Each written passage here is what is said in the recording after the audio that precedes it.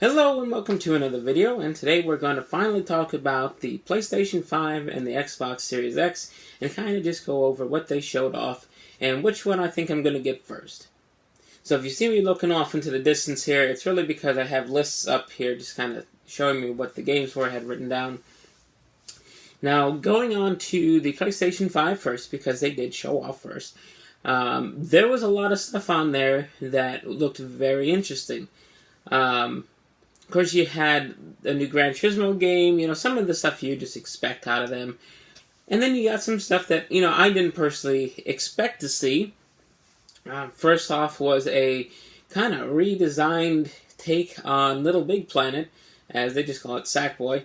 I wasn't expecting that. It's kind of more of an open world, not open world, a more open 3D version, instead of it being 2.5D, where it was almost like it was on like a stage. It's now almost like, I guess you could call it a Mario game. It's kind of gone over to that. Of course, we got to see a new Ratchet & Clank game, something that I haven't played since PlayStation 2 era. But that one looked good. I kind of lost interest back in the day, but it'll probably finally get me back into it. We're getting a Horizon Zero Dawn sequel, which, the first game I only played a very small amount of, but it was very nice from what I played. Let's see what else we got on my list here. We had some new stuff like Kenna, which actually looked very nice. And and they showed off Resident Evil 8. That is huge for a lot of people. I have to be in the right mood to play those kind of games, but the fact that they were showing it off on there, even though, I'm sure it's going to be on Xbox because that's just how they work.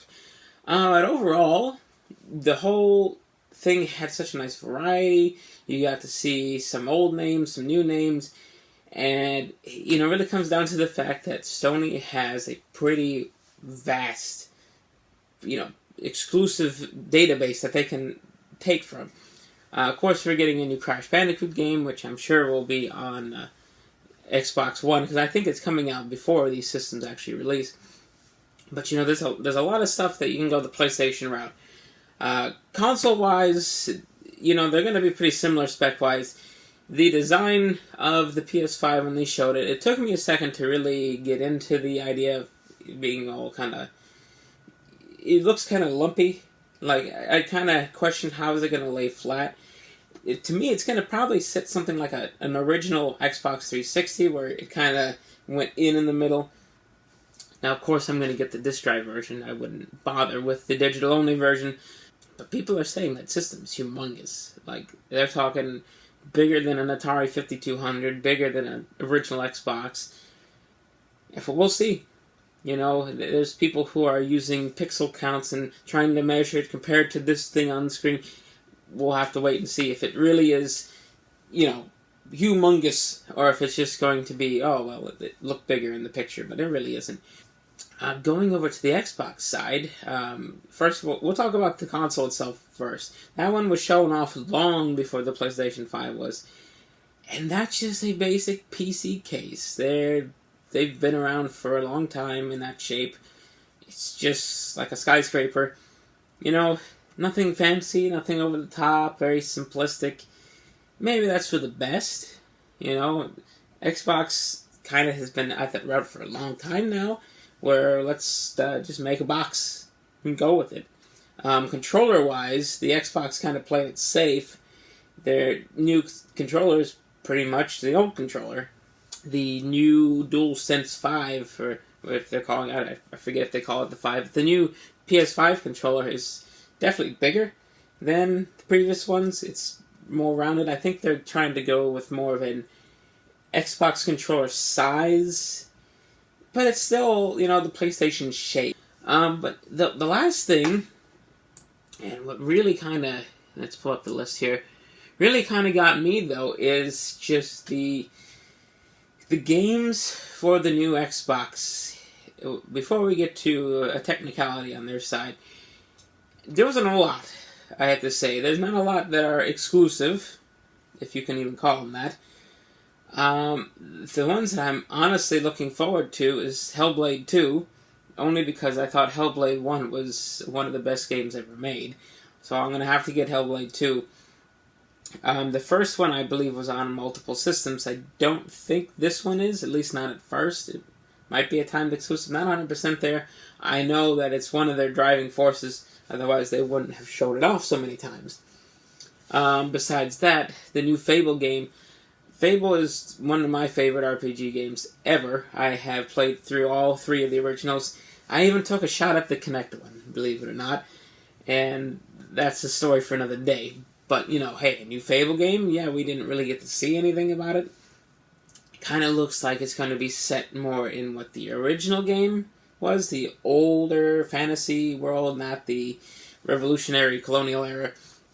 Now, I'm hoping, and I am absolutely, if this becomes a remake, you've lost me 100%. Besides those 2, the Medium game, yeah, that looked kind of cool.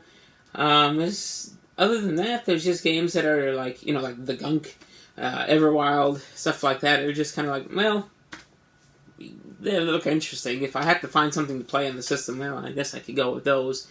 And then you got all your third-party stuff like Cyberpunk 2077, which is going to be on both systems anyway. But here's the thing, and this is the technicality that I was getting at. Honestly, there's no reason to buy one. There hasn't been a reason to have an Xbox for a long time.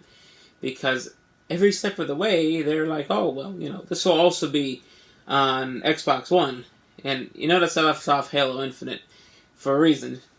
Because not only will that be on Xbox One and PC, to me, it didn't wow me at all. It didn't even look that great. And they said that was the PC one. It was running on PC, which is that it means you have 100% graphic capability, where if the Xbox One or the Xbox Series X might only be, let's say, 80% as powerful as a maxed out PC, but you were giving us the PC version. It's like, the people you're trying to push this stuff to are mostly looking at graphics here.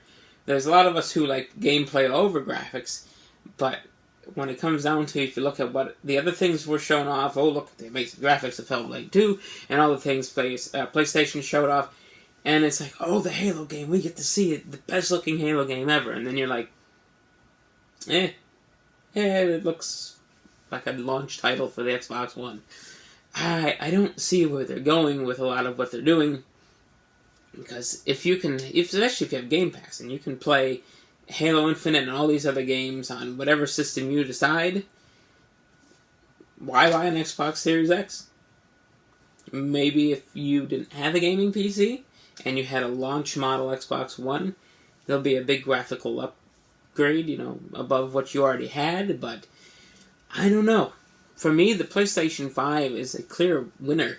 If you had to pick one of them, you'd be stupid to go with the Xbox. You really would, because not only was there just such a small amount of things shown that are for it, you got to look at Xbox's track record here. They only have a handful of exclusives. Yeah, they're going to probably there was a Forza game announced, and it's going to be just an upgrade, but that's what they've been relying on. They've ground Halo into the dirt, they ground Gears of War into the dirt, they ruined, the Crackdown. The game that took forever to come out, I've even forgotten what it was called. They ruined that one. I'm hoping they don't ruin Fable, because, even if the game was a little wonky at times, it's one of my favorite RPG games ever made. Definitely when I do get one of these systems, it'll be a PS5. I rarely get them at launch, but usually within a year or two of launch. The Switch, it was the closest one I've ever bought at launch. This time around, it's not a Nintendo system. You don't have this killer thing that you can't find anywhere else. They have a few exclusives on both.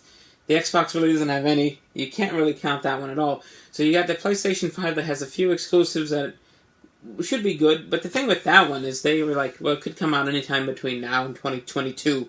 So I'll probably give it a couple years for either one, but the Xbox will definitely be the last thing I get for this Generation 9. If Nintendo announces another system, I'll end up with that before it as well. But either way, let me know what you think, which one you want, and hopefully this generation doesn't disappoint us. So, I'll see you next time.